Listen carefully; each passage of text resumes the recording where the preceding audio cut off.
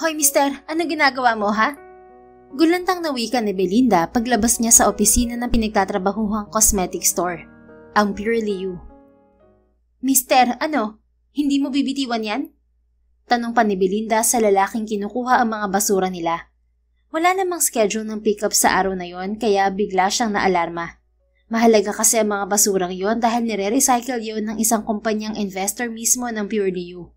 At malilintikan siya sa kanyang amo kapag nawala ang mga yon. Mister! Nang hindi natinag ang lalaki, agad niyang dinampot ang walis tambong hindi pa niya naitatabi sa storage room.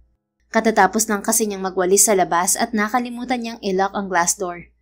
Pang-umaga ang shift niya, 10:00. Pero naroon na siya 9:30 pa lang dahil nga naglilinis na rin siya at inaayos ang mga estante. Marahang humakbang si Belinda palapit sa nakatalikod na lalaki habang mahigpit na hawak-hawak sa dalawang kamay ang walis tambo. Malakas na kumakabog ang kanyang dibdib dahil malaking tao ito at halos hindi pa yata siya aabot sa balikat nito kung magpapantay sila. 4'11" lang siya. Tumangkad lang siya dahil sa 2-inch heels na suot. Nang nasa likuran na ng lalaki, walang pag-aatubiling pinaghahampas niya ito. Magnanakaw! Magnanakaw! Tulong! Nagulantang naman ng lalaki at madaling inalis ang earphone na suot. Yun palang dahilan kaya hindi siya nito marinig. Oh, what the... Oh, stop! Anito pero hindi tumigil si Belinda. Magnanakaw! Tulungan niyo ako! Magnanakaw! Halos mahalit ang lalamunan niya sa kasisigaw. Bigla namang humarap ang lalaki para siguro pigilan siya, pero nasa pool ng tambo ang matangos nitong ilong. Sandaling natigilan si Belinda nang makitang dumudugo ang ilong nito, na madali rin itong pinahiran ng palad. Muli itong napamura. You're gonna pay for this! At madali itong humagip ng maliit na tissue sa estanteng malapit sa kanila. Walang sabi-sabi nito yung binuksan at ipinalsak sa ilong. Abat, harap-harapan talagang pagnanakaw mo, ano? Hindi ka natatakot, lalaki? Muli sana niyang ihahataw ang hawak na tambo pero mabilis nito yung nasalag. Not again, woman. Not again. Lalong nanangkit ang mga mata nitong sadyang singkit na at hindi binitiwan ng tambo. Alam mo ba kung anong ginagawa ko sa mga kagaya mo, ha, miss? Nanlaki ang mga mata niya nang humakbang ito palapit sa kanya. Otomatikong umatras siya dahil sa takot. Para kasing mangangain ng buhay na tao ang kaharap. Anong gagawin mo? Tumigil ka. Tumigil ka, sabi. Pero patuloy lang ang lalaki, kaya diretso rin siya sa pag-atras. Subalit mukhang minamalas talaga siya sa araw na yon dahil bigla na lang siyang natapilok. Napatili siya habang natutumba. Mariin niyang ipinikit ang mga mata, pero biglang may matitipon ng bisig na pumigil sa kanyang tuluyang pagbagsak sa sahig. Biglang napamulat si Belinda. Sinalubong naman siya ng isang pares ng abuhing mga mata. Nanunuot hanggang sa kaloob-looban niya ang mga titig nito, kaya para bang nalulun niya ang sariling dila. Hindi siya makapagsalita at mas lalo pang dumoble ang kabog ng kanyang dibdib nang unti-unti itong yumuko. Paunang bayad pa lang to, sabi ng lalaki na ipinagtaka niya. The next thing she knew, angkin-angkin na nito ang mga labi niya. And he didn't stop just by simply touching her lips. Dahil ang magnanakaw ng halik ay eksperto na ginalugad ang bawat sulok ng mga labi niya hanggang sa kusa yung bumuka. Soft moan escaped from her lips at doon siya natauhan. Bastos! Manyak! Malakas niya itong idinulak kasabay pagdapo ng kanyang palad sa pisngi nito. The hell? Ano sinabi mo? Ulitin mo nga. Nagngangalit ang mga bagang na utos ng lalaking hindi man lang natinig sa sampal niya kahit namumula na ang pisngi nito. Bastos! Manyak! Magnanakaw! Ano? Gusto mo pa bang ulitin ko? Abat, baka pagsisihan mo ang araw na to kapag nalaman mo ang totoo, miss. Talaga? Ano naman ngayon? Hahayaan ko na lang bang manaig ang masama sa mabuti? May mga CCTV kami dito. Kahit na anong tanggi mo, huli ka pa rin. Magnanakaw ka pa rin, hindi lang ng basura, pati na rin ang halik. Talaga? Amused na hinagod nito ng tingin ang mga labi niya. Magnanakaw ng halik, pero nag-enjoy ka naman. Ano? Anong nag-enjoy ka riyan? Hoy, mister, para sabihin ko sa'yo, hindi ko na-enjoy, no? Bad breath ka kaya? Pagsisinungaling ni Belinda para lamang mapagtakpan ng sariling kahihiyan. Ang totoo kasi, masarap talaga itong humalik at napakabango ng hininga nito. Bigla tuloy siyang napatingin sa mga labi nitong mamula-mula. What? Kanina magnanakaw, bastos at manyak. Ngayon bad breath naman. You're accusing me too much, don't you think? Accusing you too much ang mukha mo. May pa-English ka pa, magnanakaw ka naman. Frustrated na anas ng lalaki. Marahas nitong hinagod ang alon-along buhok bago napailing. Tila nauubusan na ito ng pasensya sa kanya. Ano? Wala kang maisagot dahil tama ako, no? Kaya ang mabuti pa, makipagtulungan ka ng maayos para walang gulo. Dito ka lang at tatawag ako ng polis. Palagay mo ba talaga magnanakaw ako? Itong itsurang to? Humalakip-kip si Belinda at pinasadahan ito ng tingin mula ulo hanggang paa. Naka-overall jumper itong kulay green na butas-butas. Hindi maikakailang madumi yun. Habang boots nagabukin din ang sapin nito sa paa. Well, sa itsura mong yan, talagang aakalain ng marami na magnanakaw ka. Hindi ito sumagot. Mariin lang na nagdikit ang mga labi nito bago dumukod sa bulsa ng suot nitong jumper. Naalarma naman si Belinda. Anong gagawin mo? Alisin mo ang kamay mo dyan kung ayaw mong hatawin kita ulit nitong walis ng buko. Pananakot niya, subalit nagpatuloy lang ang lalaki. Sinabi ng alisin mo. Alisin mo yung kamay mo dyan. Iniamba niya rito ang tambo. Pwede ba? Ibibigay ko lang naman sa'yo ang calling card ng kumpanya ko. Napakapraning mo. Inilahad ng lalaki ang kamay nito. Naroon nga ang isang maliit na papel. May pag-aalinlangang kinuha yun ni Belinda at binasa. Fernando Greenworks Corporation? Yun ang kumpanyang kumukuha ng mga recycled materials sa pinagtatrabahuhan niya at isa rin sa mga investors ng Purely You. They are the company that gives new meaning and value to one's trash materials. May pag-aalinlangang tiningnan niyang muli ang lalaki. Dito ka nagtatrabaho? Yes. At ako mismo ang... Paano ko naman malalamang nagsabi ka ng totoo? Paano kung gawa-gawa mo lang to? Sa isang buong mahigit na pagtatrabaho ko dito, kilala ko na ang trabahador ng FGWC na regular na kumukuha ng mga recycled materials dito. At hindi ka kasama ron. Napairap na lang si Caleb sa narinig. Kanina pa siya naa-amuse at naiinis sa babaeng kaharap. Pagkamalan ba naman akong magnanakaw, manyak, bastos at bad breath? Sa gwapo kong to. Sigaw niya sa isip bago palihim na hiningahan ng kamay at inamoy ang sariling hininga. Ayos naman ah. Tiningnan muli ni Caleb ang maliit na babae. Why don't you call the number? I'm sure may telepono kayo rito. At paano kung paraan mo lang to para makatakas ka? Then, hawakan mo ko at isama sa kung saan naroon ng telepono nyo. Pero kung wala ka pa ring tiwala, heto. Kinuha niya ang nakitang panali sa buhok. Malapit sa estanteng kinatatayuan nila.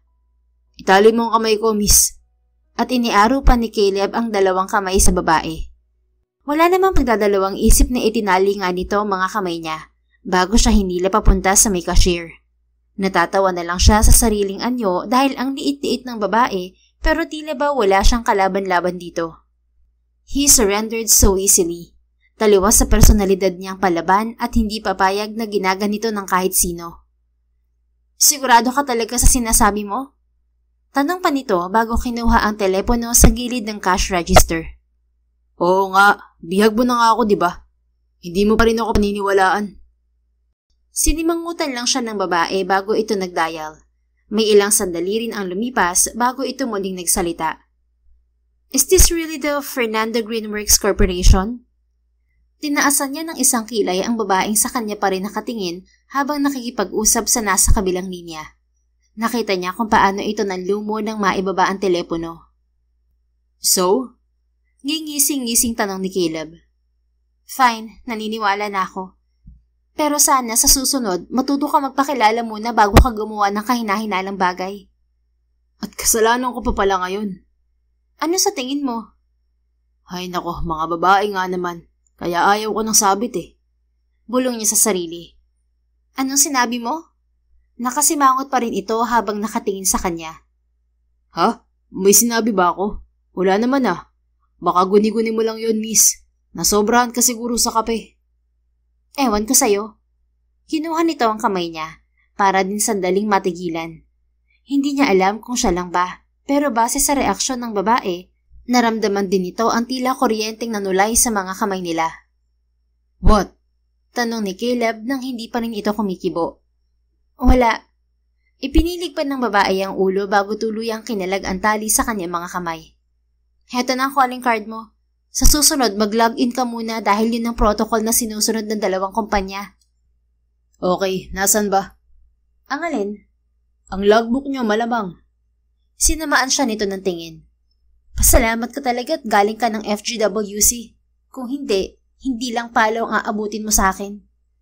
Sa narinig ay otomatikong gumalaw ang kamay ni Caleb. Idinampi niya yon sa kanyang ilong. Oh! Napangiwi siya nang maramdamang nananakit na yon. Tiningnan niya ang babae. Kapag nabali talaga ang ilong ko at nakabawas sa kapugian ko, sisingilin kita ng doble. Tandaan mo yan, miss. Ngunit sa halip na matakot ay humalakip-kip pa ito. As if kasalanan ko, malay ko bang basurero ka ha? Saka kahit naman sino gagawin ang ginawa ko. Takot ko na lang kayang manakawan. Dagdag utang pa yun at malamang na matanggal din ako sa trabaho. Sira pang reputasyon ko. Napahagod sa kanyang noo si Caleb. Don't you think you're naming me with so many names? Ha? Bakit? Mali ba akong sabihin na isa kang basurero? Mali, dahil hindi talaga ako isang basurero. Ako mismo ang... Naputo lang iba pa niyang sasabihin nang tumunog ang cellphone niya. Agad niya yung sinagot. Okay, I'll be there. Malapit din naman ako sa area. Sabi niya sa kausap bago pinindot ang end button at tiningnan muli ang babae. We will talk some other time, miss. At bakit? Wala naman na tayong dapat na pag-usapan pa, kaya huwag ka na mag-aksaya ng oras at gawin mo na ang trabaho mo, bago ka pa mapagalitan ng boss mo. Heto ang logbook, pumirma ka na. Iniabot ng babae ang kulay asul na logbook sa kanya. Ngingisi-ngising pumirma naman doon si Caleb bago yun ibinalik sa babae. Just so you know, we still have unfinished business, miss. And remember, may utang ka sa akin dahil sa ginawa mo sa ilong ko. And don't you dare make an excuse dahil hindi uubra sa akin yan. At kung mahal mo ang trabaho mo, gagawin mo lang ang sinasabi ko oras na maningil ako. Ha? At akala mo naman kakagat ako sa sinasabi mo? Bakit? Sino ka ba para takutin ako ha? Magaling ka lang naman umingles dyan. Marunong ako niyan no? I am just... never mind. Baka kapag nalaman mo, hindi ka naaasta ng ganyan sa harap ko. Gusto ko pa naman ang kagaya mo. Ano? Ano sinabi mo? Anong kagaya ko, ha? Raw, no filter. Matapang kung matapang. Sugod kung sugod sa laban. Walang sinasanto. I like you now, miss. Ano? Umayos-ayos kang lalaki ka, ha? Kung ayaw mong mahampas na naman ng walis. Pinanlakihan pa siya nito ng mga mata nitong malafox eye. Miss, may pangalan ako. I'm Caleb. And as if I care. You should be, dahil ang taong kaharap mo ngayon ang magiging regular taga-pick up ng mga recycled materials nitong store nyo. Siya nga pala, anong number mo? Kasi hindi regular ang oras ng pagpunta ko rito. Pero madalas ganitong oras. Kaya para hindi mo na ako mapagbintangan muli at mahataw niyang walis tambo, hihingin ko na lang ang number mo para alam mo kung kailan din ako darating. Palusot niya. Ang totoo kasi, gusto niya lang talagang makuha ang numero ng babae. Bigla kasi siyang nabuhayan ng dugo dahil dito. At paano naman ako makakasigurong hindi ka mangungulit? Sandaling nag-isip si Caleb. Well, I don't usually call or text someone I barely knew. At huwag ka mag-alala, hindi kita type para kulitin. Ayoko sa mga Amazon ng babae. Again, that was a lie. Dahil ngayong nakuha na ng babae ang interes niya, gagawa lang siya ng paraan para lumusot at makausap ito kapag nais niya. Huminga ito ng malalim bago kumuha ng sticky notes at nagsulat doon. Pagkatapos, iniabot nito yun sa kanya. Heto, siguraduhin mo lang talaga na hindi ka mambubulabog dahil kapag panay ang tawag at text mo, ibablock kita. Pananakot nito. Ouch! Ang sakit naman nun. Oo na, sige na. Marami pa akong gagawin. Dalhin mo na mga kinuha mo para makapag-ayos na ako dito. Saka excuse me rin ha. Hindi rin kita type. Alis na. Okay, sabi mo eh. Yung kinuha kong tissue, utang muna. Umiling to. Wag na, ako na bahala ron. Sigurado ka? Oo nga, ang kulit. Okay, thanks. And thank you for this. Itinaas pa ni Caleb ang sticky note bago kumindat. Pagkatapos, hindi niya rin kinalimutan kunin ang kamay nito at ibalik doon ang calling card ng kanyang kumpanya. Yun kasi ang nadala niya dahil sa planta lang naman siya pupunta. This is your souvenir. Anya bago ito tinalikuran. Diretso niyang kinuha ang mga materyales na kailangan niya bago lumabas ng tindahan na yon. Isinakay niya ang lahat ng yon sa pick-up na daladala niya. Hindi talaga sana niya dadaanan ang Purely You dahil may naka-assign namang kukuha roon ng mga recycled materials. Ang kaso, naroon na rin naman siya kaya isang lakad na rin. Ang hindi lang talaga niya inaasahan ay ang mabugbog ng wala sa oras. Napatingin siya sa salamin ng kanyang sasakyan at ininspeksyon ang kanyang ilong. Parang nabali nga na babaeng yun ah. Oh, daing nito. Napalakas kasi ang pisil niya sa ilong. Huminga siya ng malalim at iiling-iling na pinaandar ang kanyang sasakyan.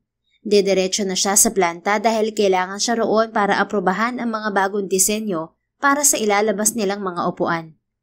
Ang Fernando Greenworks Corporation ay itinayo ng kanyang ama may 10 taon na ang nakararaan.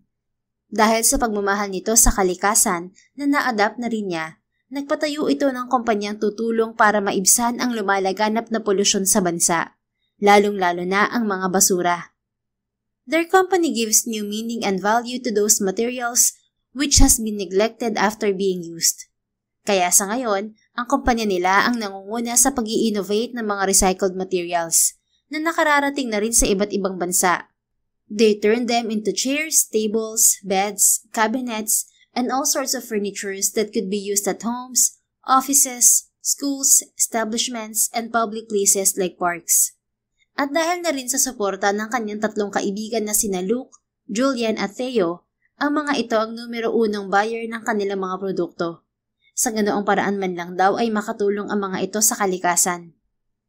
They also partnered with companies whose products could lead to endangering the planet, kagaya ng Purely You at marami pang iba.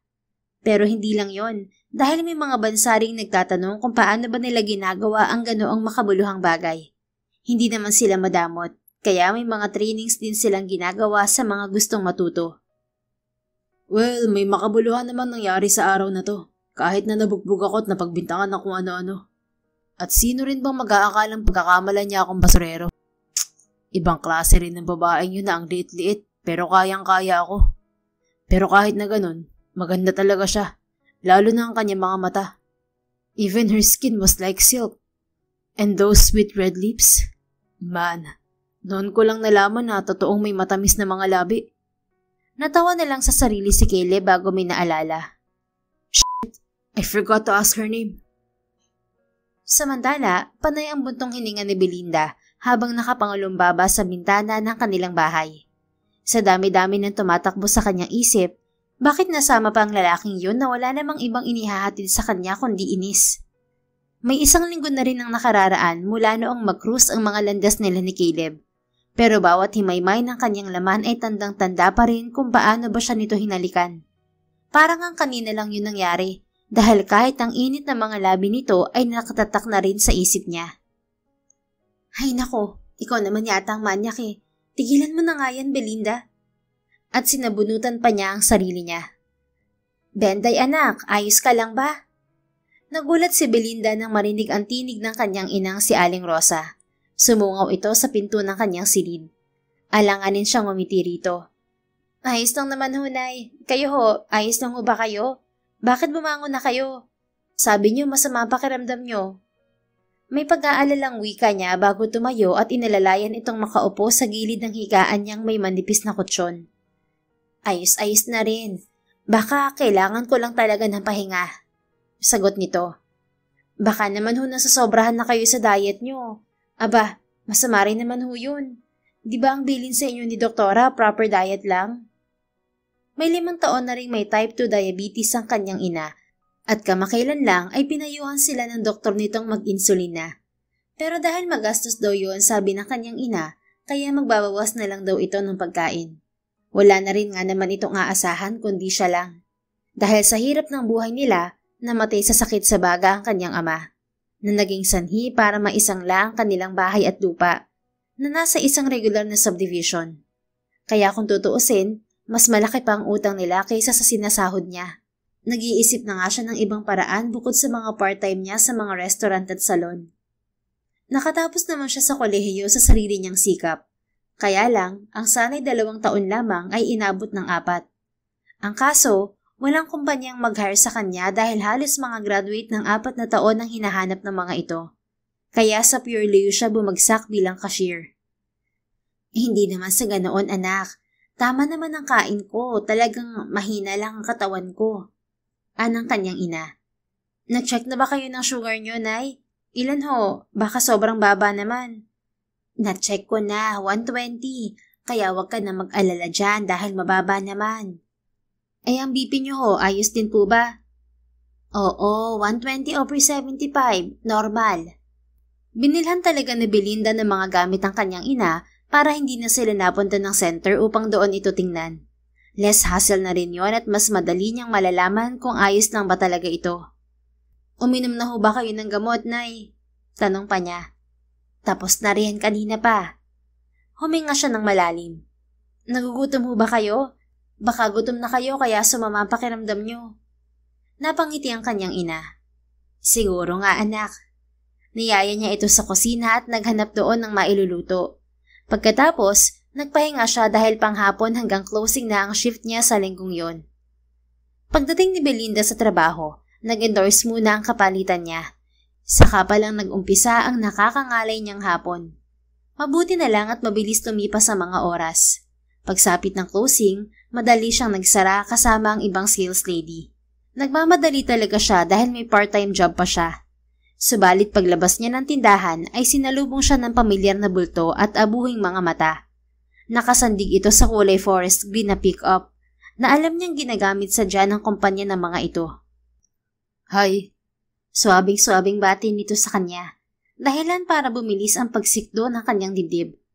Pilit niyang itinago ang nararamdaman sa paghalukip-kip at pagtataas ng isang kilay. Ngunit ang malikot niya mga mata ay hindi talaga mapipigilang pasadahan ito ng tingin. Ang gwapo niya ha, simpleng pantalong maong at t-shirt lang, pero ang lakas ng dating. May gulay, basurero ba talaga siya? Kaya ba parang may nagsisirkus na naman dyan sa dibdib mo? Tumigil ka nga, Belinda. Sagot naman ng isang tinig sa kanyang isip. Pasado na ba, miss? Amused nitong tanong na hindi nawawala ang matamis ng ngiti sa mga labi. Katakot-takot na irap ang ginanti niya kay Caleb. At anong ginagawa mo rito? Gabi na Pagtataray ni Belinda. Well, gusto ko lang namang maningil since wala pa sa kalahati na babayaran mo. Ha? Maningil? Pwede ba? Wala akong panahong makipagbiruan sa'yo dahil may trabaho pa ako. At saka wala akong utang sa'yo Trabaho? Hindi ba tapos na ang trabaho mo? Saka nga pala, nakalimutan kong hingin ang pangalan mo. At bakit naman? Dahil gusto kong malaman. Kung ayaw kong ibigay? Then, mapipilitan akong ipakulong ka. What? Natawa ang lalaki. Just kidding. Pero kung hindi mo talaga sasabihin, baka nga mangyari. At ano namang ikakaso mo sa akin, Aber? Binugbog ka ng walis tambo, ganon? Patawa ka. Pangaasar niya sa lalaki. Ouch! Huwag mo na kayang mabanggit-banggit kasi nararamdaman ko pa rin ang mga hampas mo kapag pinapaalala mo. Ewan. Lalagpasan na sana ni Belinda si Caleb, pero madali nitong nahagip ang braso niya. Sandali siyang natigilan dahil hayo na naman ang tila kuryenteng pakiramdam na nanulay sa kanyang ugat. Sorry. Anito saka siya binitiwan. Para sabihin ko sa'yo, kung ipakukulang man kita, hindi dahil sa pamubugbog mo sa akin. Yun ay dahil ikaw talaga ang magnanakaw. Ha? Magnanakaw? Ako? Nang ano? Salubong ang mga kilay na tanong niya. Ng puso ko. At ngumisi si Caleb ng malapad. Lihim siyang natawa pero sinupil niya agad yon. At nakuha mo pa talagang mantrip ha? Diyan ka na nga. Hep? Humarang ito sa kanyang daraanan. Ano ba? Malilate na ako. Saan ka ba pupunta? Saka pwede bang sabihin mo muna sa akin ang pangalan mo? Napailing na lang si Belinda sa kakulitan ng lalaki. May part-time job pa ako, okay? Ganun ba? Hatid na kita. Para ano? Para may maasar ka, ganun.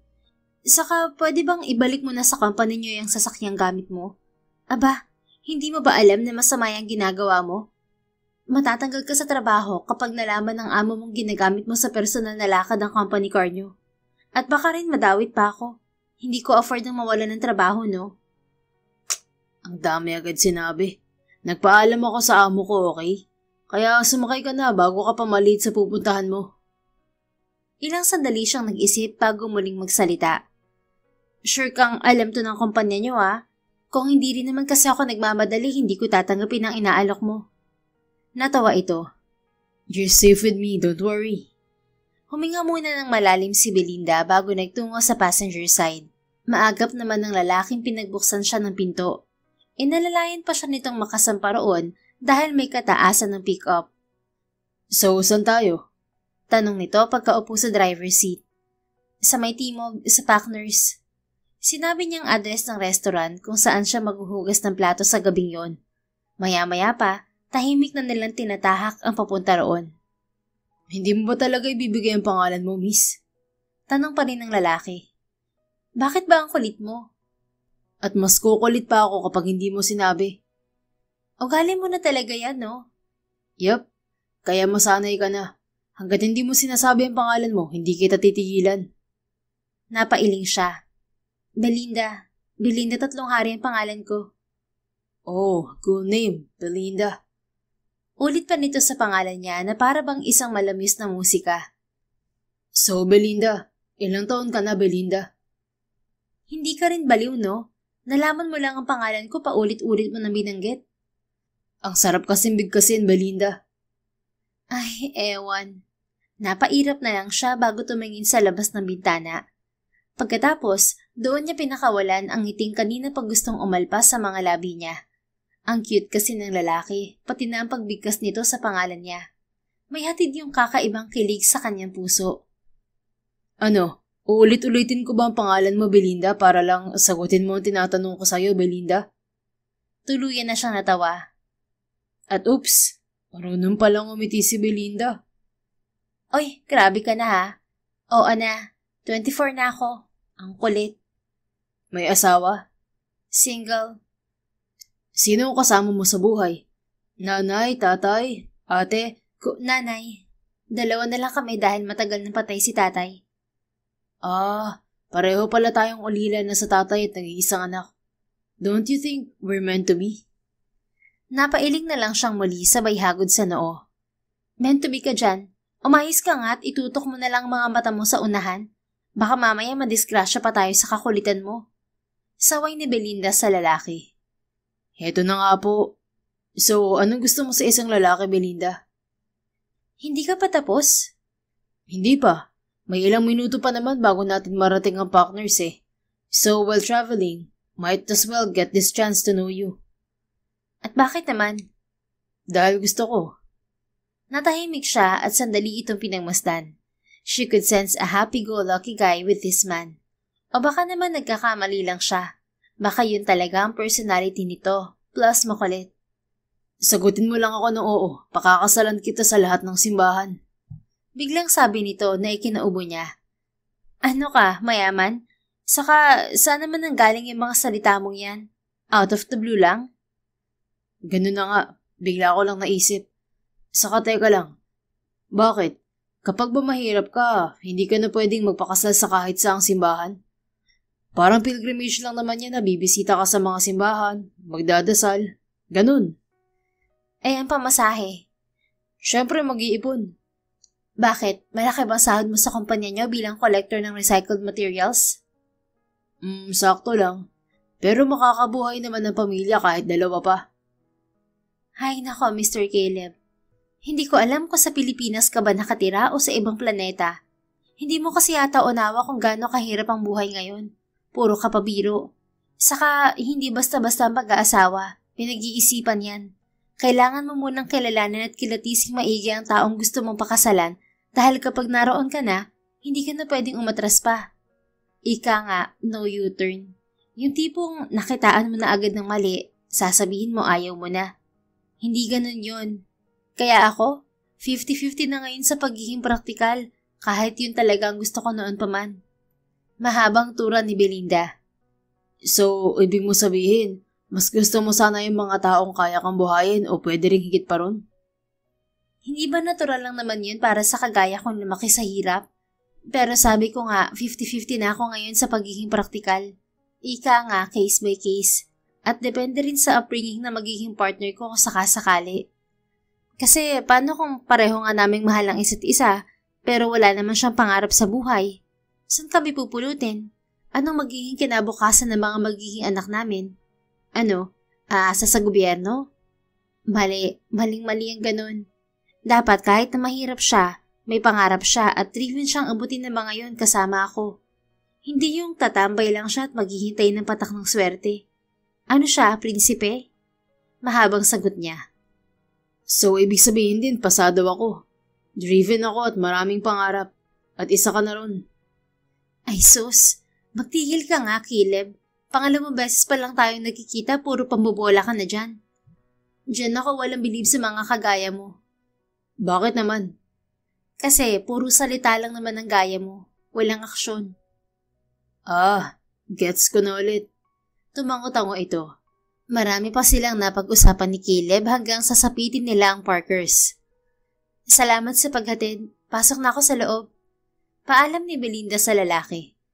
Teka lang, sandali. Pinigilan siya nito sa braso. Huminga siya ng malalim. Ano na naman ba yun? Pwede bang sumama sa loob? Nagsalubong ang kanyang mga kilay. Bakit? Basta. Wala ka bang ibang gagawin? Hindi ka pa ba uuwi? Para kasing ang dami mong time para mang-istorbo ng ibang tao. Wala, at hindi pa ako uuwi. Remember, naroon ako kanina para sana maningil. Pero saka na lang kasi busy ka. Napakamot na lang sa kanyang ulo si Belinda. Mukhang sasakit yata ang ulo niya sa kakulitan ng lalaking ito. Sa tingin pa naman niya, wala sa bokabularyo nito ang sagot na hindi. Oo na, halika na kung ano man ang binabalak mo. Basta behave ka lang at huwag makulit dahil nakakaubos din ng lakas sa makipagsagutan sa'yo. Napangiti ito. Promise, hindi na ako magkukulit. Pagdating nila sa loob ay nagsuot muna ng apron, gloves at botas si Belinda. Kasunod pa rin niya ang lalaki. Oh Belinda, nariyan ka na pala. Anang kanyang amo at may-ari ng resto bar na yon. Opo, pasensya na ho at medyo late ako. Pwede ho ba siyang isama hanggang dito? Paalam niya.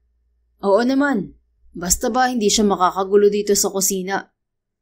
Naku, hindi ho. Magiging invisible ho ako. Magaling ho ako ron. Sagot agad ni Caleb sa amo niya. O siya, sige na. Tambak ngayon ang hugasin. Alam mo na, maraming customers kapag ganitong weekend. Anang kanyang amo. Sige po. Hinila ni Belinda si Caleb sa may hugasan. Nasa likuran niya ng kitchen para hindi nakakaabala sa mga nagluluto at nagpe-prepare ng pagkain. Uhugasan mo yung lahat? Tanong ni Caleb nang makita ang gabundok na hugasin. Ano pa nga ba? Alangan naman titigan lang. At nagsimula na siyang alisin ang mga tirang pagkain sa mga plato at serving plates na naroon. Nagulat pa siya nang tumabi sa kanyang lalaki. Oh, hindi ba sabi ko huwag kang magulo? Anya. Oo nga, pero hindi ko naman hahayaang gawin mong lahat ng mag-isa. Ayoko kayang mahihirapan ng crush ko. Kaya tutulungan kita para din mas mapadali ang trabaho mo at nang makauwi ka na. Biglang natigilan si Belinda. Hayun na naman kasi ang puso niyang parang bolang tumatalbog-talbog sa loob ng kanyang dibdib. At kapag hindi niya pinigilan ng sarili, tiyak na mahuhulog talaga siya rito. O baka naman nahulog ka na talaga kahit 2 beses pa lang kayong nakikita. Kasi aminin mo, gwapo talaga siya at medyo mabait. Nasa-sense mo rin na mabuti siyang tao. Yun nga lang, ubod ng kulit. But take note, magaling siyang humalik. Anang mahadera niyang isip sabay pilig sa ulo. Pagod ka na ba, Belinda? Huwag ka mag-alala, ako na bahala sa lahat ng to. Tumayo ka na lang dyan at panoorin ako. Kayang-kaya ko na mga to. Ani Caleb at nagsimula ng kuskusin ang mga baso.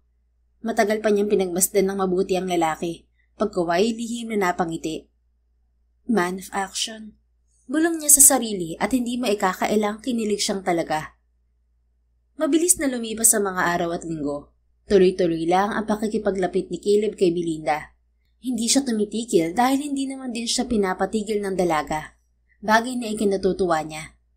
Habang nasa sasakyan ay sumasabay ang ulo niya sa tugtog na nililikha ng car stereo. Hindi niya alam kung bakit ganoon siya kasaya. Pero alam niyang nagsimula lang yon nang makilala niya si Belinda. The woman full of surprises. Napangiti si Caleb nang maalala kung ano-ano ang pinagagawa niya sa nakalipas na 1 buwan para lamang mapalapit sa babae. Hindi naman talaga siya pilian sa trabaho dahil ganoon siya mismo sa kanyang kumpanya. Para sa kanya kasi, ang pagiging isang mabuting leader ay nagsisimula sa pakikisama at sa pag-alam kung ano ba ang nararanasan ng kanyang mga tauhan sa paggawa ng kanilang mga trabaho. He wanted to share the same experiences as they did, to be in their shoes, even if it's hard. And who would have thought that a billionaire like him and an assistant to a salon? Gawin ba naman siyang taga-shampoo? Akala tuloy ng ilang customer iba ding siya. Napangiti siya muli nang maalala ang eksena sa salon. Naku, Day ha, kapag hindi mo sinagot tong si Pogi, ako ang unang pipila sa likuran niya. Ani Mama Sugar, isa sa mga may-ari ng salon na isa sa part-time job ni Belinda. But sorry to say, Mama Sugar, kay Belinda lang nakalaan ng puso ko. Siya lang ang nag-iisang babaeng tinitibok nito. Sagot niya habang sinashampuhan ng isang customer. Nagtilian naman lahat ng naroon. Naku, talaga Benday, sagutin mo na please. Para hindi na namin pagpantasyahan ng yung lovey-doves. At saka para hindi na rin maagaw ng iba. Maawa ka na. Kung ayos-ayos nga si Samantha, sa kanya ko irereto tong si Fafa Caleb eh. Ang kaso, wala yatang balak ang isang yun mag-asawa. Sabi naman ni Mama Fairy, may-ari din ng salon. Ang tinutukoy nito ay ang ampon ng 3. Sus, tigilan niyo nga po ako. Marami pa po akong bayarin kaya matagal pa bago mangyari sinasabi niyo. Sagot ni Belinda. So, mangyayari nga, hindi lang ngayon. Nakapamewang namang sabi ni Mama Beauty. Magkakaibigan ng 3 bading at siya ring may-ari ng Samantha's Beauty Salon. Nakita ni Caleb na natigilan si Belinda pagkaway napalingon sa kanya. Pagkatapos, bigla itong namula. Ay, jackpot ka na, Fafa Caleb.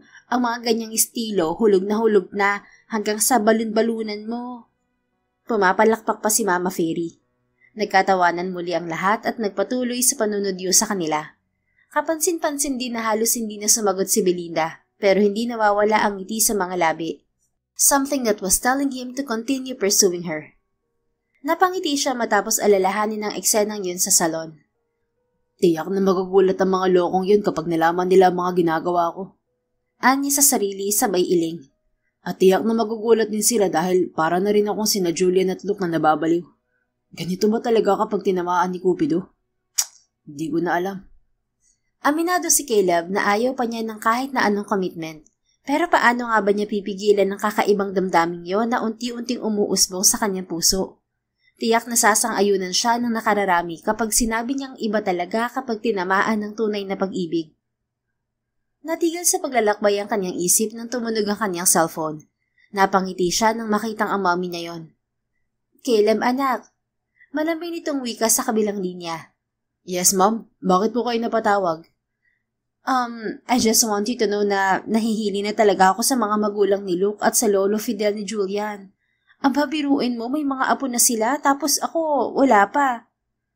Napahalakhak siya sa kabilang linya. Oh, don't laugh at me, iho. Totoo ang sinasabi ko.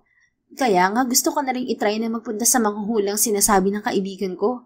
Pahuhulaan ko kung kailan ka ba talaga mag-aasawa.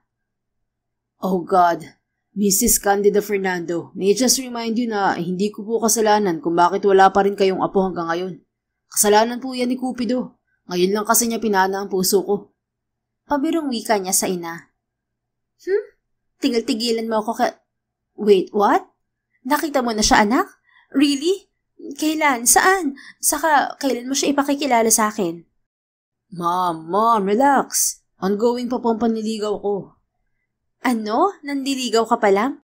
Aba, Caleb, Jose Fernando. Hindi ka namin tinuruan ng daddy mo na magpatumpik-tumpik. Sugod lang ng sugod, iho. Saka, saan naman napunta ang gandang lalaki mo kung hindi mo pa mapapaibig ang babaeng sinasabi mo? Akala ko pa naman matinig ka. Muli siyang natawa ng malakas. Oh, Mom, you're making me cry. Ano nga? Bakit ang bagal mo? Paano ako magkakaapo niyan? Napahagod siya sa batok sabay iling. Don't worry, Mom. I'm really working hard on it. Wag po kayong masyadong atat kasi baka maunsyami pa. Nakong bata ka at ako pa talagang pinagsabihan. Basta kahit na ano o sino pa siya, mahalagay mabuting tao. Walang problema sa akin, iho. At syempre, basta aalagaan at mamahalin ka kagaya ng ginagawa ko sa daddy mo. Noted, Mom. Sige na po, I'll go ahead na. Baka magalit ng mga lokong yun kapag nalita ko. Paalam niya sa ina. Ay, oo nga pala. Birthday nga pala ng triplets. Just kiss them for me, okay? Sorry kamot, hindi ako makakapunta. Okay, ma'am. Sasabihin ko po kay Julian at Agatha. Basta, enjoyin niyo muna ang trip niyo with your friends. Yes, anak. I will. Ingat ka, okay? I love you. Love you too, ma'am. Hindi na yata mawawala ang ngiti sa mga labi ni Caleb hanggang sa makarating siya sa mansyon ni na Julian. Agad naman siyang sinalubong na kaibigan habang karga-karga ang pinakabunso sa lahat ng mga anak nito na si Janine. Happy birthday, princess! Guess what Ninong Pogi brought for you? Anya sabay pakita ng dollhouse na binila niya sa mall din na pag-aari ni Julian. Thank you, Nong-Nong. Mahinang sabi nito na bagamat 2 taon pa lang ay matatas ng magsalita. Well, I'm really glad you like it. Bahagya pa niyang pinisil ang tungki ng ilong nito. Napangiti naman ng bata. And I'm glad you made it on time, pare. Kuha ni Julian sa atensyon niya bago siya tinapik sa braso. Sus, alam ko naman na magrereklamo kayo kapag nahuli ako. Andiyan na ba ang 2? On the way na si Luke, si Teo nasa loob na.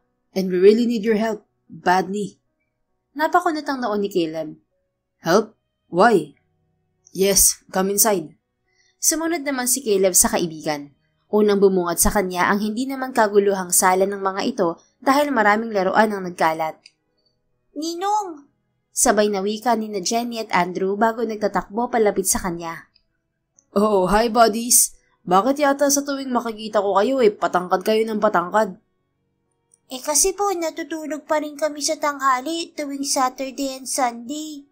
Sagot ni Jenny na ikinatawa niya. And also, nagba-vitamins po kami. Segunda naman ni Andrew. Oh, talaga? Yes, Ninong. Sige po, punta kami sa labas. Naroon po kasi mga friends namin Paalam sa kanya ni Jenny bago binalingan ng kakambal nito. Tara na, kuya. Bye, Ninong. Paalam pa sa kanya ni Andrew bago ito nagtatakbo palabas. Sa may playground kasama si Jenny. Julian, help! Sabay naman silang napabaling sa isang bahagi ng sala. Nakita niya si Teo doon, may nakaalampay na lampin sa 2 balikat habang karga-karga sina Joaquin at Jackson.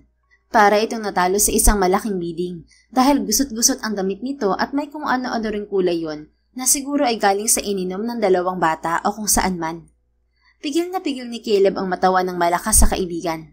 Gulo-gulo rin kasi ang buhok nito dahil sa mga sandaling yon ay sinasabunutan ito ng 2. Oh, don't you just stand there and watch me getting bowled by these 2 little monkeys? Inis na wika ni Teo. Monkey po kami? Tanong ni Joaquin bago pumalahaw ng iyak.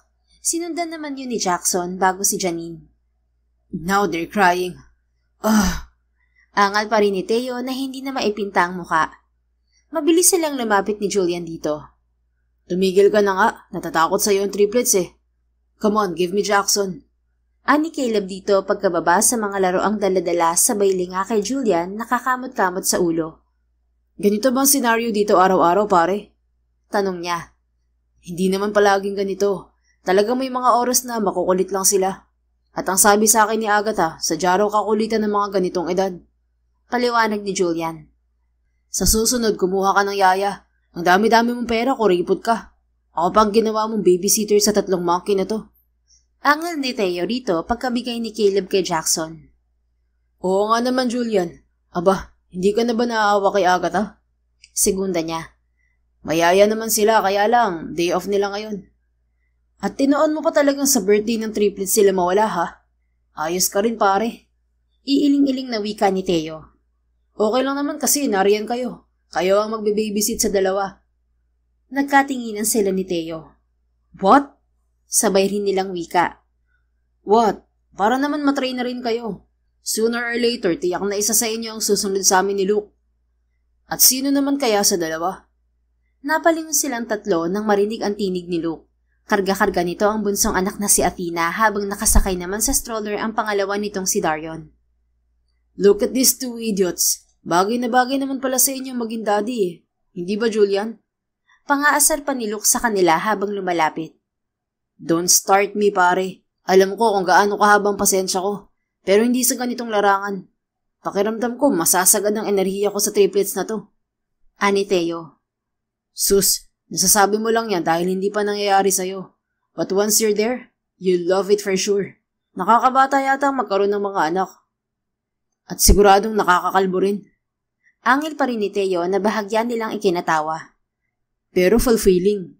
Sabi naman ni Julian. Yeah, fulfilling talaga ang maging tatay. That's the best thing that ever happened to me. Sang-ayon ni Luke. Pero aminin nyo, there were nights that you wish you're living alone instead of cuddling a baby while crying so loud. Sabi ni Caleb sa dalawang pamilyado ng kaibigan. Yes, there is. Sagot ni Luke. Pero habang pinaghihele mo ang mga anak mo at tinititigan sila sa masarap nilang pagtulog, burado na lahat ng pagod mo, pati na ang gabi-gabing puyat. At wala ka rin pakialam kahit na nanlalaki na ang mga eyebags mo. Saad naman ni Julian. Sabay-sabay silang napabuntong hininga bago napatingin sa karga-karga nilang mga bata. Deep down inside, there was a part of Caleb who wanted to have children like what Julian and Luke have. Pero may parte rin sa kanyang puso ang natatakot sa ganoong kalaking responsibilidad. Ano na lang ba ang ituturo niya sa kanyang anak bukod sa pagpapatakbo ng negosyo? He was so sure that becoming a father is easy, but being a dad isn't. May mga ama kasing ayaw magpakaama sa mga anak nila. At sa huli, mga anak ang nagdurusa. Oh, okay lang ba kayo? Tanong ni Carmela na bigla nilang sumulpot mula sa kung saan. Kasama nito ang panganay nito at ni Luke na si Edward. Bakit? May problema ba? Tanong naman ni Agatha na kasunod lang din ng mag-ina. Wala naman, love. Sagot ni Julian sa misis nito. We were just talking about some stuff here. Alam mo na, minsanan na lang kami magsama-sama. Nilapitan nito ang asawa at hinalikan ng mabilis sa mga labi. Ganoon din naman ang ginawa ni Luke kay Carmela. Oh, this is torture. Bulong ni Caleb sa sarili. Because right at that moment, he just wished that Belinda was there. Kaso may lakad daw ang babae sa araw na yon kaya hindi na niya pinilit. Sa mga sumunod na araw, patuloy pa rin si Caleb sa pangungulit kay Belinda. Gaya ngayon, naisipan ulit niyang puntahan ng dalaga. O mas tamang sabihin na namimiss niya ito at nais makita. Ikaw na naman? Ani Belinda nang mabungaran si Caleb sa labas ng Purely You pagka-out nito ng gabing yon. Yeah, may iba pa bang pumupunta rito para kulitin ka? Ngumiti siya. It's been almost 2 months at hindi pa rin niya alam kung may pag-asa ba siya sa babae. He could feel that she's at ease with him, pero dama pa rin niya ang pader na nakapagitan sa kanila at hindi niya alam kung paano babubuwagin yon. Eh bakit ka ba narito? Well, hindi mo pa kaya nababayaran ng utang mo sa akin hanggang ngayon. Ang tagal na. At maniningil ka na naman? Daig mo pang Bombay ah. Ha? Hindi kaya. I just want to breathe some fresh air. So you mean like a date?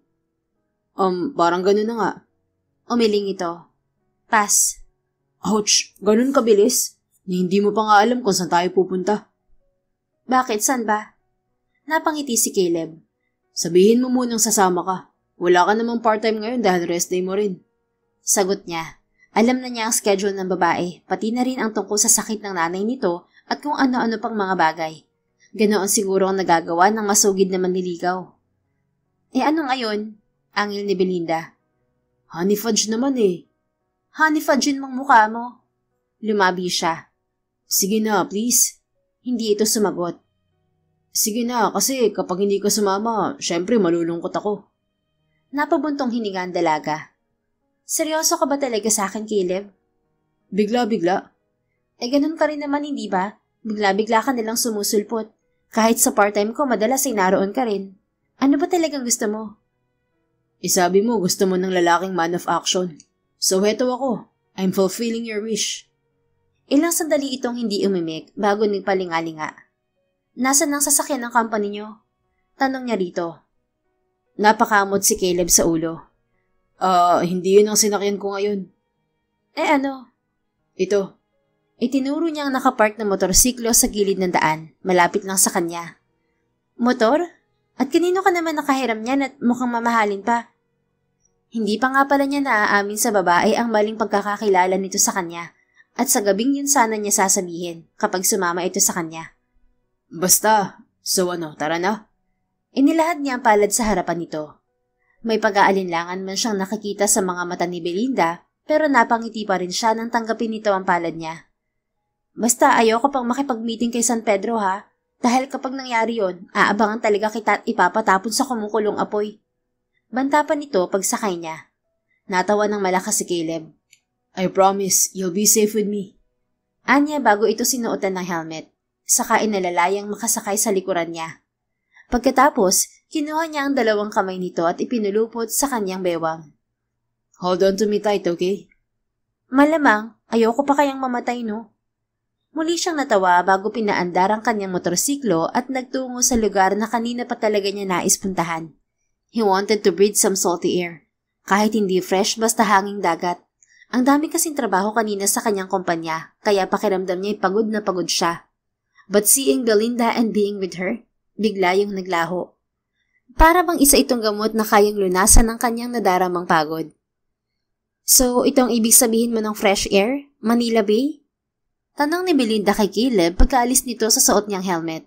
Kanina pa siya hindi mapakali dahil sa tuwing makikita niya ang lalaki, parang may tug of war ang puso't isip niya. Aminado siyang sa mga nakalipas na araw ay nagkaroon na ito ng puwang sa puso niya. Nagustuhan na niya at nakasanayan ng kakulitan nito at kabaitan. Subalit natatakot siyang aminin yun dito dahil sa maraming dahilan. At una na roon ang pakiramdam na may itinatago ito sa kanya. Why? May problema ba sa Manila Bay? Tanong nito pagkababa sa motor. Agad din itong hinawakan ng kamay niya kaya napatingin na lamang siya roon. Pagkuway dito. Wala naman. Hindi ko lang akalaing trip mo rin pala ang ganitong lugar. Saka, pwede bang bitiwan mo ang kamay ko? At bakit ko naman gagawin yun? Paano kung mawala ka? Ano ako, bata? Hindi sa ganun. Paano kung makakita ka ng ibang mas gwapo kaysa sa akin? Natawa si Belinda. Masus, bola. Pero sa halip na bawiin ng kamay, hinayaan na lang niya ang lalaki. Gusto mo rin naman talaga, Belinda? Buska niya sa sarili. Hindi kita binibola. Lahat ng sinasabi ko sa'yo ay totoo. Akin na nga yung bag mo. Kinuha ni Caleb ang body bag niya at walang pakialam na isinukbit yon sa sarili nitong balikat. Bale wala rin dito kung pinagtitinginan na ito ng mga tao roon. Kinilig na naman siya pero madali ring pinigilan ng sarili. Talaga bang totoong lahat ng sinasabi mo sa akin, Caleb? Walang kasinungalingan? Well, hindi sa nagsisinungaling ako. May mga bagay lang talaga na hindi ko pa nasasabi sa'yo. Kagaya ng? Pwede bang mamaya ng interrogation? Kumain muna tayo. Ano ba gusto mong kainin? Pag-iiba nito sa usapan. Napabuntong hininga si Belinda. Paano ko ba siya paniniwalaan sa mga sinasabi niya kung ganitong umiiwas siya lagi? Bakit? Hindi ba siya kagaya ng pagkakakilala ko sa kanya? May bad record ba siya? Kasi hindi ko yung nakikita sa tuwing kasama ko siya. Diyos ko, baka naman may asawa na siya kaya paligoy-ligoy magkwento. Sunod-sunod niyang wika sa isip. Isipin pa lang niyang pamilyado na ito ay nasasaktan na siya. Honey Fudge? Ha? Paglingon niya rito ay nangungunot na ang noon nito. Ang sabi ko, anong gusto mong kainin? Kahit ano na lang. Pero kung may isaw, fishball, adidas, or balot, yun na lang. Okay, sige, dito ka muna. Inalalayan siyang makaupo ni Caleb sa isang bench na naroon sa gilid ng Manila Bay. Pagkatapos, nagtungo ito sa ilang magtitinda na naroon. Pinagmasdan ni Belinda ang lalaki. Wala talaga siyang nakikitang mali sa mga ikinikilos nito, maliban sa napupunan niyang pagiging Inglesero nito. Nasa isip niya baka kagaya niya rin itong nakapagtapos kahit papaano ng kolehiyo. Normal na rin naman sa panahon ngayon, lalo na sa Manila na nag-i-English ang mga tao. Hindi pa rin niya naitatanong sa lalaki ang tungkol sa background nito dahil madalas ay ito ang nagtatanong sa kanya. Isa pa'y hindi rin siya ang tipo ng tao na mausisa sa buhay ng may buhay. Hanggat hindi kusang nagkakwento ang kausap niya ng personal, hindi siya sesegunda. Tingin din niya matalino talaga si Caleb. Yun nga lang may pagka-carefree ito na animoy walang iniisip na problema. Palagi itong nakangiti at lahat yata ng taong nakikita nito ay binabati nito. Kaya nga madaling nakasundo ng lalaki ang mga katrabaho niya. Maging ang nanay niya na minsan na rin nitong nakilala ay nakasundo rin nito. So, bakit hindi mo pa sinasagot? Gusto mo rin naman siya. Wala sa loob na tanong ni Belinda sa sarili. Napamuntong hininga siya. Hindi ko rin alam. Siguro, hindi pa talaga ako handa. O siguro, takot akong sumugal. Sagot din niya sa sarili bagong humiti. Palapit na kasi ang lalaki sa kanya. So, here's your order, Miss Beautiful. Anito bago inilapag ang 3 styrofoam na may kung ano-anong laman at 2 baso na may sauce. Nakalimutan kong itanong, ano bang gusto mong inumin? Kahit ano na lang. Sagot ni Belinda bago dinampot ang stick ng isaw at isinausaw yon sa maanghang na sauce. Okay, bili lang ako. Kain ka lang dyan ha. Muling bumalik ang lalaki sa mga nagtitinda. Siya naman ay panayang kain dahil bigla siyang nagutom sa amoy ng isaw. Hinihimas niya rin ang kanyang binti dahil medyo nangalay yon. Okay ka lang ba, Belinda? Napatingala siya at eksaktong nagtama ang mga mata nila ni Caleb. Nag-aalangang nakatingin ito sa kanya. Ipinatong muna nito sa kanyang tabi ang 2 bote ng tubig. Akala niya iuupo na ito sa tabi niya. Pero nagulat siya nang bigla itong lumuhod at kunin ang binti niya. Masuyo nitong minasahe yun. Sa halip na sawayin ang lalaki ay napapikit na lang si Belinda habang mariing kagat ang pang-ibabang labi. Ang ginhawa kasi sa pakiramdam ng ginagawa nito. Sa susunod mag-flat shoes ka na lang para hindi ka nahihirapan, okay? Hindi naman yata required na nakaheels ka sa trabaho. Magkahalong lambing at pag-aalalang wika nito. Napatingin siya sa lalaki. Tutok na tutok ang atensyon nito sa pagmamasahe sa binti niya na may halong pag-iingat. Pakiramdam niya tuloy ay may mainit na kamay na humaplos sa kanyang puso. Sa buong buhay ni Belinda, ito pa lang ang nagpakita ng ganoong pag-aalaga sa kanya. Ang klase ng pag-aalagang alam niyang hindi matatagpuan sa iba. Caleb, paanas na wika ni Belinda. Yes? Gusto mo ba talaga ako? I mean, gusto mo lang ba ako? Diretsahan niyang tanong dito. Baka kasi ang sagot lang sa tanong na yon ang gusto niyang marinig para hindi na palagi nag-aaway ang puso't isip niya. Napatunghay ang binata at pinakatitigan siya sa mga mata. Yun totoo. Hindi lang kita gusto kung yun ang hinihintay mo sagot mula sa akin. At assurance na rin. Sa maikling panahong nakilala kita, nagawa mong pasukin ang puso ko. And I never imagined seeing myself courting a woman from a scratch. Kasi babae ang lumalapit sa'yo at naniligaw. Tama ba? Sort of. Mahilig ka sa flings, ganon? Parang ganon na nga. Not until I met you that morning hitting me with a broomstick. Natawa silang pareho sa sinabi nito. Binitiwan ni Caleb ang binti niya at ginagap ang kanyang kaliwang kamay. Paano ka ba naman hindi tatatak sa isip ko kung ganon ang ginawa mo? And aside from that, hindi ko rin lubos na maisip na pagbibintangan mo ko ng kung ano-ano na kahit kailan hindi ko naman kayang gawin. Well, minsan may pagkabastos din naman ako, but not a maniac. For God, baka maibitin ako pati warik ng nanay ko. Sa halip na matawa ay lumabi si Belinda. Sino ba naman kasing may sabi sa'yong halikan mo ako ng basta-basta? Kasi nga naiinis na ako kaya yun lang ang paraang naisip ko para tumigil ka sa pagbibintang sa akin. Kaso napasama yata. Pero honey fudge ha, hindi ako bad breath. Hindi ko talaga matatanggap ang sinabi mong yun. Natawa si Belinda. Hindi naman talaga, wala lang ako maidahilan. So, pwede na ulit kitang halikan ngayon? Ano? Hindi pa nga kita sinasagot eh. Kaya ka rin nahahataw ng walis kasi ganyan kakakulit. Saka ang dami ko pa kayang tanong. Ikaw nga halos lahat ng tungkol sa akin alam mo na. Tapos ako kakaunti pa lang. Yun ba? Huminga ito ng malalim. Naramdaman din ni Belinda ang mahigpit na pagkapit nito sa kanyang kamay. May mga bagay lang akong nais na iklaro sa'yo dahil sa maling pagkakaunawa mo, Belinda. Nagsalubong ang mga kilay niya. Alin doon? Ang pagiging basurero ko. Kasi ang totoo, hindi talaga yun ang trabaho ko. Ano? Bigla siyang kinabahan. Hindi niya alam kung bakit, pero napakalakas ng kabog ng dibdib niya. Huminga muna si Caleb ng malalim bago sumagot. I am the owner of FGWC. Anong sinabi mo? Parang bigla ay nabingi si Belinda sa narinig. Namilog ang kanya mga mata sa gulat. Ako mismo ang may-ari ng Fernando Greenworks Corporation. Ikaw? Tumango ang lalaki. Ikaw ang may-ari ng... Hindi niya makuhang ituloy ang sinasabi dahil tila biglang nag-ulap ang kanyang isip. Belinda, hey, it's still me. Walang magbabago dahil lamang nakilala mo kung sino talaga ako. I am and will always be in love with you. Sandali. Tumayo siya at tumingin sa karagatang nalalatagan ng kadiliman. Ilang beses din niyang pinuno ng hangin ang kanyang dibdib bago sinapo ang kumakabog na dibdib. Hindi niya malaman kung anong sasabihin kay Caleb. Ang dami-daming mga nangyari sa loob ng halos 2 buwan na bigla niyang ikinahiya. Belinda, I know you're panicking, But let me tell you one thing. Mahal kita dahil mahal kita. At dahil ikaw ay ikaw. Tumingin siya rito. Pero, pinaghugas kita ng plato. Pinag-shampoo ng mga customer sa mumurahing salon. Pinaghampas ng walis tambo at pinagbintangan ng kung ano-ano. Tapos ngayon, kumakain pa tayo ng kung ano-ano. Sorry, hindi ko dapat ginawa mga yun, Caleb. Sorry, hindi ko alam na... No, Belinda. Wala kang dapat na ihingi ng tawad sa akin. Muling ginagap ni Caleb ang palad niya at mahigpit yung hinawakan. Pagkaway hinaplos ang nanlalamig niyang pisngi. Unti-unti namang nawala ang agam-agam sa puso't isip niya dahil sa init na nagmumula sa palad nito.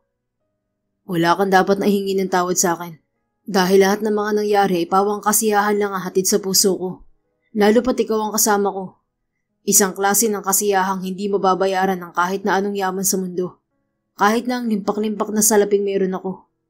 You are my happiness now, Belinda. The love of my life. And yes, masakit ang matambo. Pero kung ang kapalit naman yun ay ikaw at ang puso mo, willing ako magpahampas sa'yo kahit na ilang libong beses pa. Mahabang wika nito. Natigilan siya sandali, pagkaway napahalakhak. Hey, ayos ka lang ba? Nag-aalalang tanong ni Caleb. Tumango lang si Belinda habang sapu-sapu pa rin ang dibdib. Wala na ang pag-aalalang nararamdaman niya kanina dahil sa mga sinabi nito. Pakiramdam niya kasi ay biglang nahanginan ang kanyang puso at parang puputok na yun sa tindi ng sayang nadarama niya. Belinda, say something. Huwag mo naman akong pag-alalahanin. Sumeryoso naman siya, pero nakapagkit pa rin ang matamis ng ngiti sa mga labi. Okay lang naman ako, pero grabe ka naman. Hindi naman ako ganun kasadista. Naaawa nga ako sa iyo noon kasi dumugo ang ilong mo. Pero dahil nga takot ako, pinigilan ko na lang ang sarili ko. Ito naman ang humiti. Okay lang palang mahampas mo. Basta wag lang ang ilong at mukha ko. Puhunan ko rin to eh. Biro nito. Sinimangutan niya ito. Anong sinabi mo? Baka akala mo okay na ako sa mga inamin mo ha? Kahit pa sabihin nating ako talaga ang mali at madaling nag-isip ng kung ano-ano. Gosh, nahihiya pa rin ako. Mantakin mo, CEO ng FGWC ang binugbog ko. Mabuti na lang hindi ka nagsumbong sa amo ko. Tiyak wala na akong trabaho noon pa. Kaya nga hindi ko ginawa kasi ayokong mawalan ka ng trabaho. Saka sabi ko nga diba, you already made an impression on me. Hindi ko naman hahayaang makawala ka pa sa radar ko. Hinampas niya ito sa braso bago inirapan. Oo na, kumain na nga tayo. Ha? Yun lang? Akala ko pa naman sasagutin mo na ako. Okay. Nilagpasan niya ito na may pilyang ngiti sa mga labi. Ha? Teka, anong okay? Habol nito sa kanya. Naupo muna siya at kinuha ang iniwang pagkain bago sumagot. Okay. Oo, yes. Ano pa bang gusto mong marinig na sagot mula sa akin? Napatitig ito ng matagal sa kanya bago sunod-sunod na lumunok. You mean, tayo na? Oo, ayaw mo yata eh. No, hindi. Gusto ko. Gustong gusto. Yahoo! Kami na ni Belinda. Yes! Yes! Nagtatatalong sigaw nito bago nilapitan isa-isa ang mga taong naroon. Kinakausap nito ang mga yon habang panay ang turo sa kanya, na sinusundan pa nito ng pagtawa. Napailing na lang si Belinda. Paano ko ba hindi mamahalin ng ganitong klase ng lalaki?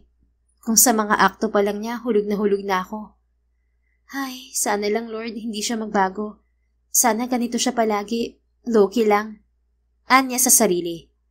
Sige lang po, kumuha po kayo ng kahit na anong gusto nyo. Mga manong at manang, bibilin ko na po lahat ng mga tinda nyo at ipamigay nyo sa lahat ng mga narito.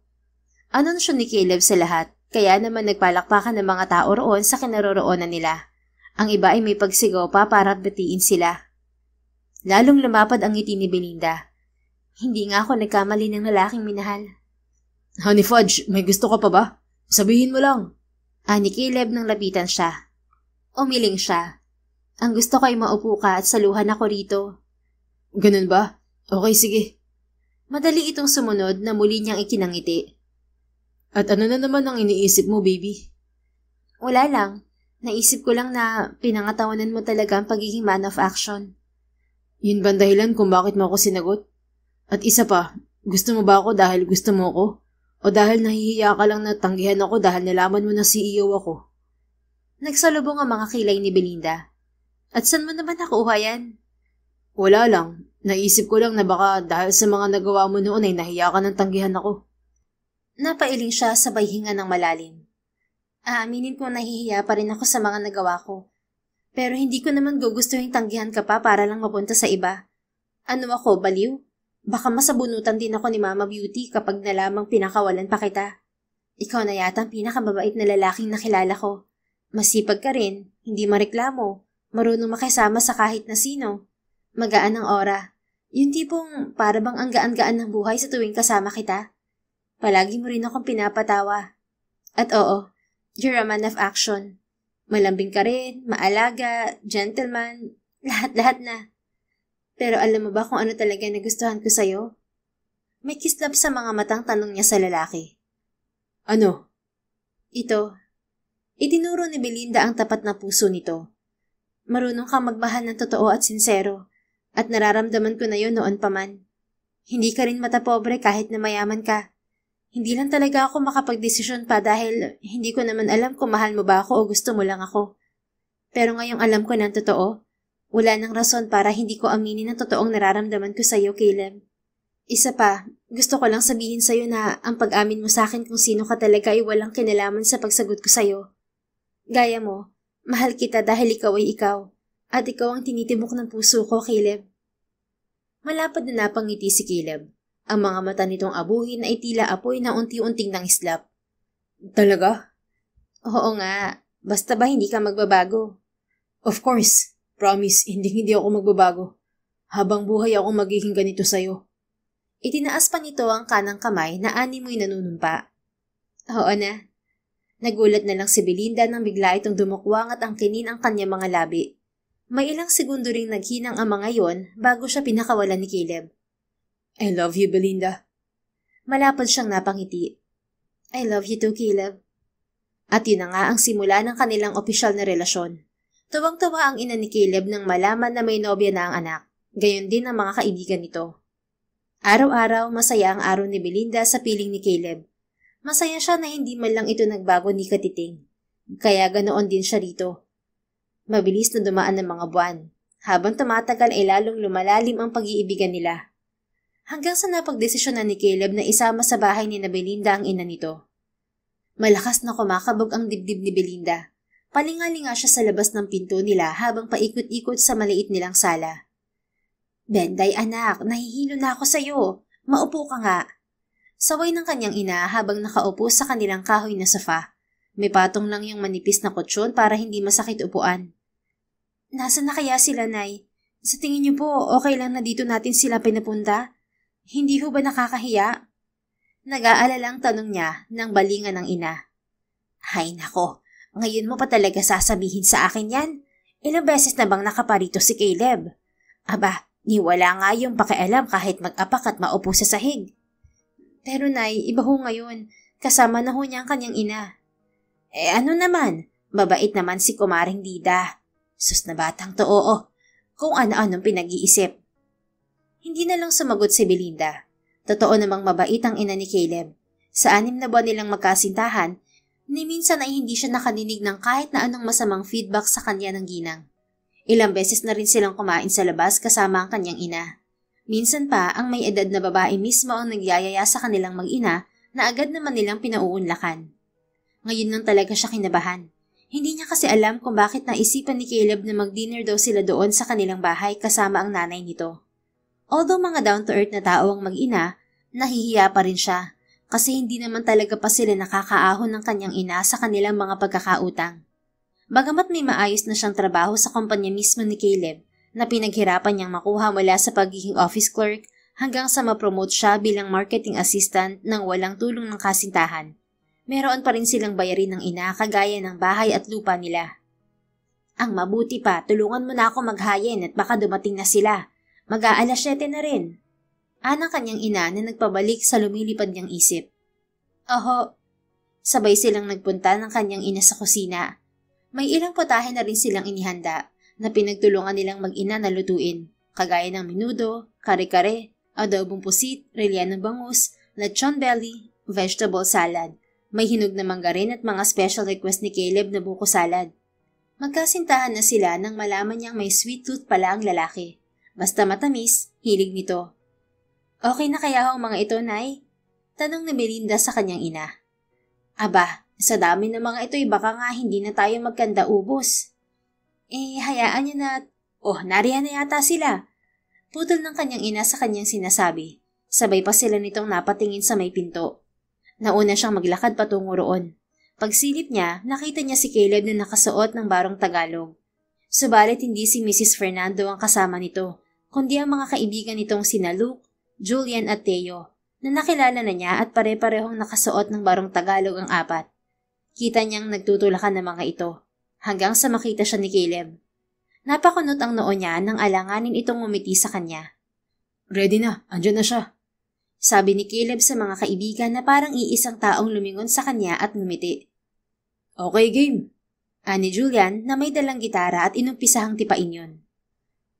Ikaw ang pag-ibig na hinintay, puso ay nalumbay ng kay tagal, ngunit ngayon nandito na ikaw, ang pag-ibig na binigay. Natulala na lang si Belinda habang pinakikinggan ang pagkanta ni Caleb na sinasabayan ni Theo at Luke. Hindi man kagandahan ng tinig ng kanyang kasintahan, pero pasado na rin dahil sa tulong ng mga kaibigan nito. Nang matapos sa mga ito sa maikling performance, lumapit sa kanya si Caleb. Honey Fudge, sorry, hindi talaga ako magaling kumanta eh. Anito, subalit nananatili lang siyang nakatitig dito. Napakamot ito sa ulo at tumingin sa tatlong kaibigan. Sabi ko naman sa inyo, wag na eh. Mapipilit kasi kayo.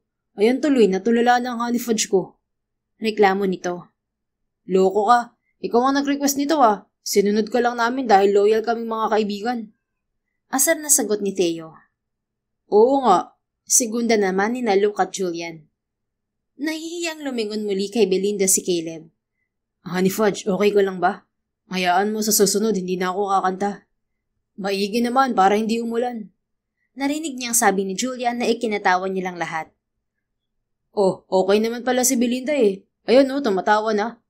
Sabi naman ni Theo. Honey Fudge, okay ka lang ba talaga? I'm fine, Caleb. Sino ba kasing may sabing mangharana ka? Hindi naman kailangan. Yun na rin ang sinabi namin sa kanya, Belinda. Singit ni Luke. Kaso, kilala mo naman kung gaano kakulit ang isang yan. Kaya ibigay na lang ang hilig ng walang ligalig. Kung mag-demand pa yan, daig pa ang mga asawa namin ni Julian.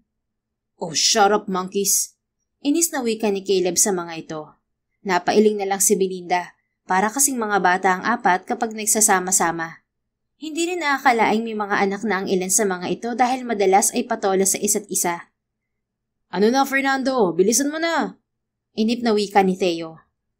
Huminga naman ng malalim si Caleb bago biglang lumuhod sa harapan ni Belinda. May dinukot ito sa bulsa ng suot nitong pantalon. Nang makita niya kung ano yon, napasinghap siya, at lalo pa siyang nawala ng imik nang makita kung anong laman niyon. Ilang beses pa niyang pinaglipat-lipat ang tingin sa mukha ni Caleb, na kagaya niya'y nag-uumpisa na ring mangilid ang mga luha, at sa pabulaklak na style ng kulay pink diamond ring na hawak-hawak nito. May gold na ring band yon na pinatungan ng pa-infinity style na maliliit na diamante, at kapag tinatamaan ng liwanag ay matingkad na kumikislap. Honey Fudge, hindi ko alam kung saan ako mag-uumpisa. Noon sabi ko sa sarili ko, hindi pa ako handang magpatali sa kahit na sino. At ayoko pa rin umiyak kagaya ni Luke at Julian. Pero gaya nila, hindi ko rin makontrol ang pagpintig ng puso ko. Sa araw-araw na nagigising ako, ikaw ang palagi kong hinahanap. Ang tinig mong gusto ko palagi naririnig. Mga tawa mong tila musika sa aking tenga. Ang init ng iyong mga yakap at halik na hindi mawala-wala sa isip ko. Kahit na ang amoy mo, gusto ko palaging nasasamyo. You've already imprinted on me big time. And not just in my heart, but also my soul. Kaya alam ko, hindi ko nakakayanin pang mabuhay nang wala ka. I love you, my Belinda, tatlong hari. Will you marry me? Mahaba at madamdaming tanong nito sa kanya. Sunod-sunod siyang napatango bago hinawakan ang magkabilang pisngi nito. Yes, Mr. Caleb Fernando. Pakakasalan kita sa kahit na saang simbahan pa. I love you so much.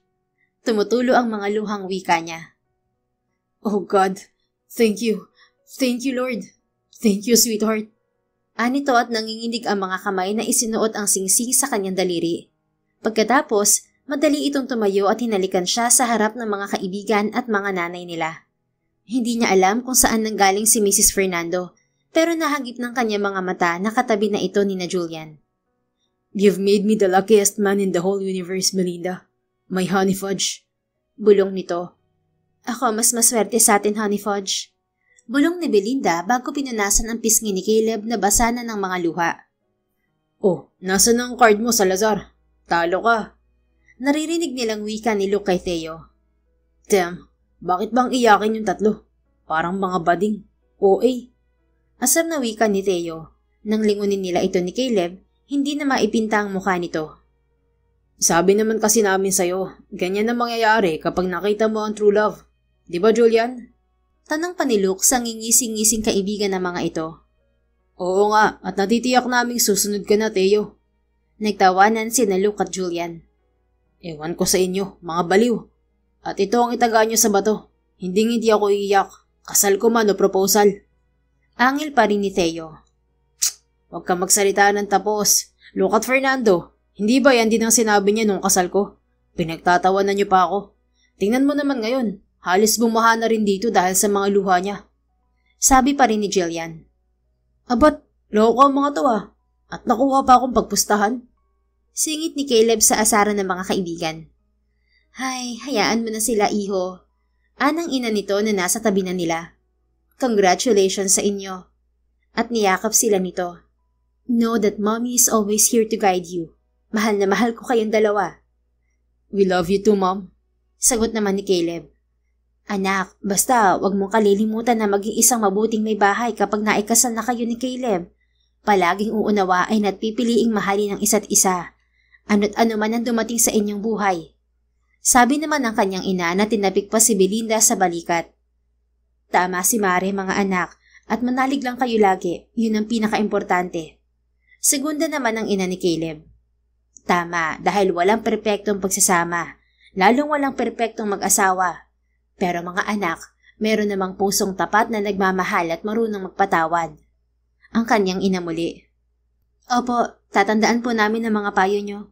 Sabay nilang wika ni Caleb sa mga ito, at pagkatapos ng mga habilinan ay kumain na silang lahat. 4 na buwan din ang naging preparasyon nila bago sila tuluyang ikasal sa isa sa pinakamatandang simbahan sa Pilipinas, ang Taal Basilica sa Taal, Batangas. Pili lang ang kanilang mga bisita dahil mas gusto nilang maging intimate yon. Pagkatapos, tumuloy sila sa pinakamahal na wedding venue sa Tagaytay para sa reception. Saka sila tumulak patungong Amanpulo kung saan sila mag-honeymoon. Makalipas ang 2 taon, isang malusog na sanggol na lalaki ang isinilang ni Belinda. Kaya mas lalong nadagdagan ang kasiyahan nilang mag-asawa. Plano rin nilang mag-asawa na mag-anak kahit 4 dahil pareho sila ni Caleb na nag-iisang anak. At dahil kasama nila sa iisang bahay ang kanilang mga ina, wala ring pagsidlan ang tuwa ng mga ito. Hindi ibinenta ni Belinda ang bahay nilang nakasangla, kung hindi ay tinubos pa niya ito. At ang hindi nila inaasahan, pagtapos lang ng 6 na buwan niyang panganganak ay nabuntis siyang muli. Kaya hindi na muna siya pinagtrabaho ng kanyang asawa. Pinagpahinga muna siya nito. Although paminsan-minsan ay tumutulong pa rin siya sa mga negosyo nito kapag kinakailangan nito ang payo niya at tulong. Ganoon lang silang mag-asawa sa araw-araw. Nagmamahalan, inuunawa ang isa't isa, pinagkakatiwalaan at nirerespeto ang bawat desisyon. They always come into an agreement, even though they have misunderstandings. But that's what makes their marriage stronger. Kasi nga wala namang perpektong pagsasama, as long as palagi nilang mamahalin ng isa't isa. Love moves in mysterious ways, ika nga. Sino nga bang mag-aakala na ang simpleng pagkakamali ang magiging simula ng isang makulay na paglalakbay tungo sa pag-ibig? Minsan, ang tadhana ay may kakaibang paraan ng paglalaro sa atin na hindi mo na makakayang takasan pa. Ngunit sa huli, ang mahalaga ay hindi sa kung paano kayo nagsimula, kung hindi sa kung paano nyo piniling manatili at mahalin ang isa't isa hanggang wakas, ng tapat, sinsero at totoo. Pagmamahal na kahit na anong pagkakamali, pipiliin pa ring unawain at intindihin ang isa't isa. Because marriage isn't about perfection. It is about persistence. It is about waking up each day, choosing to stay, choosing to fight for love, even when it's hard. It is about laughing after tears, holding each other's hands after storms, and growing together. At kung sa bawat bukas ay pipiliin ninyong mahalin at unawain ang isa't isa, yan ang tunay na forever. The end. If you enjoyed this story, please don't forget to like, subscribe, comment, and share. Your support helps us reach more people and spread the love. Thank you for tuning in, and we're looking forward to seeing you again soon. In the meantime, please take care and may God bless you always.